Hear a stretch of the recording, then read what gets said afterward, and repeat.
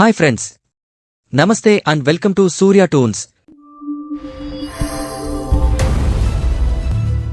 అప్పుడెప్పుడో అంకుశం సినిమాలో విలన్ రామిరెడ్డిని పోలీస్ హీరో రాజశేఖర్ రోడ్డు మీద తన్నుకుంటూ ఊరేగిస్తే సీన్ సూపర్ హిట్.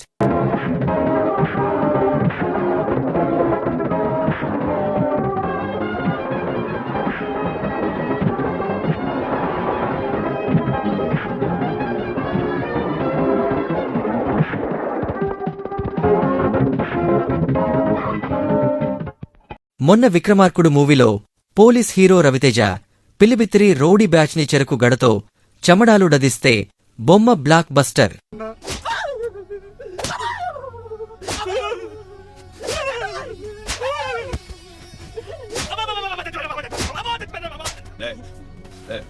అలాగే పోకిరిలో అండర్ కవర్ కాప్ పండుగాడు అలియాస్ మహేష్ బాబు పోరంబోకు ప్రకాష్ రాజ్ గ్యాంగ్ ని బుల్లెట్ దిగిందా లేదా అంటూ లేపేస్తే సినీ హిస్టరీలోనే ట్రెండ్ సెట్టర్.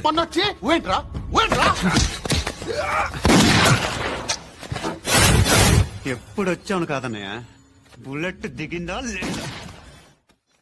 అంతెందుకండి, మన పోలీస్ స్టోరీ సాయికుమార్ డైలాగ్ కనిపించని నాలుగో సింహమేరా పోలీస్ ఆల్ టైమ్ హిట్ కదా. కనిపించే మూడు సింహాలు నీతికి, న్యాయానికి, ధర్మానికి ప్రతిరూపాలైతే కనిపించని నాలుగో సింహమేరా పోలీస్. మరి మొన్న తెనాలి పోలీసులు ముగ్గురు రౌడీ షీటర్స్ ని రోడ్డుపై పబ్లిక్గా లాఠీలతో తాటతీస్తే అపోజిషన్ పార్టీ నుంచి అర్బన్ నక్సల్స్ దాకా ఎందుకింత లొల్లి చేస్తున్నారు?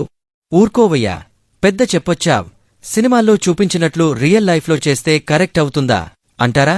Okay, real life police files కూడా చూపిస్తా భయ్యా.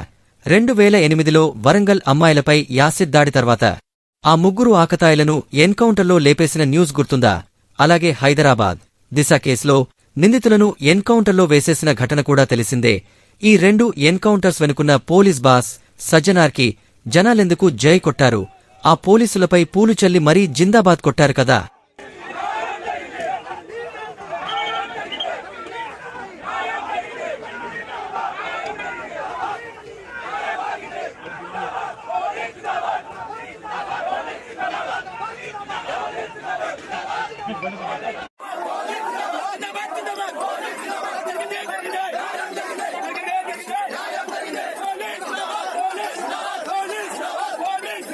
ముఖ్యంగా మేము ఈ సందర్భంగా తెలంగాణ పోలీసుని ముఖ్యంగా అభినందిస్తా ఉన్నాము.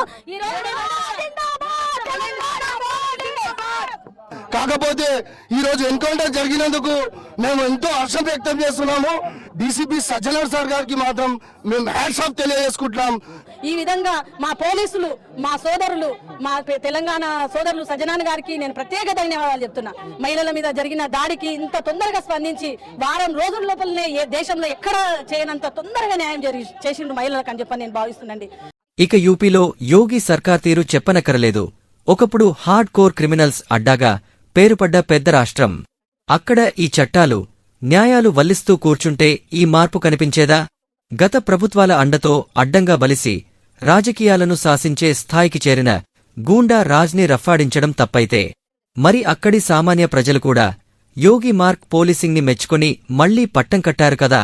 ఉత్తరప్రదేశ్ అంటేనే దేశంలో నేరాలకు అడ్డాగా పేరుండేది. ఎంతలా అంటే ప్రతివాడు రౌడీగా చలామణి అయ్యేవాడు. కొంతమంది బయట రాష్ట్రాల్లో నేరాలు చేసి గ్రామాల్లో దాక్కునేవారు. అతిపెద్ద రాష్ట్రమైన ఉత్తరప్రదేశ్ లో పాలన అంత సులువు కాదు. ఇక గత ప్రభుత్వాలు అంటే ఎస్పీ, బీఎస్పీలు నేరగాలు, పోలీసులను, నాయకులను బెదిరిస్తూ బరి తెగించి హత్యలు చేస్తున్న వారిని అవసరాలకు వాడుకున్నాయి. కేవలం అవే కాదు, మధ్యలో బీజేపీ సర్కార్ హయాంలో కూడా నేరగాలకు స్వర్గధామంగా మారింది యూపీ. అయితే 2017లో యోగి సీఎంగా మారిన తర్వాత వచ్చి రాగానే గూండారాజ్ని సహించను, నేరగాలను మట్టిలో కలిపివేస్తానన్నారు. సో ఇక్కడ సినిమానా, రియల్ లైఫా అన్నది మ్యాటర్ కాదు. నేరాల తీవ్రతపై జనాల ఆక్రోశం చట్టపరంగా తప్పించుకొని బయటకొచ్చి మరింత రెచ్చిపోయే రౌడీ మూకలపై ఆగ్రహం. ఈ విధంగా శిక్షించినప్పుడు కాస్త చల్లారి కలిగే ఆనందం ఎక్కడైనా ఒకటే. ఇక ది గ్రేట్ అపోజిషన్ లీడర్ మన జగనన్న తన హయాంలో రౌడీ రాజ్యంలా సాగించిన అరాచకాలను, ఫ్యాక్షనిజం చరిత్రను మరచిపోయి సాంప్రదాయని శుద్ధపుసలా రౌడీ షీటర్స్ ని పాపం పసిపిల్లోళ్లు అంటూ రాజ్యాంగం, చట్టాలు, న్యాయాలు మాట్లాడడం మామూలు కామెడీ కాదు. రాకేష్ అనే పిల్లోడు, దోమా రాకేష్ అనే పిల్లాడు, ఇంకొక పిల్లోడు షేబ్రోన్ జాన్ విక్టర్ అనే పిల్లోడు, ఇంకొక పిల్లోడు కరీముల్లా అని దళితులు, మైనారిటీ వర్గానికి చెందిన వ్యక్తి ఇంకొక పిల్లాడు. అంటే అణగారిన వర్గాలు.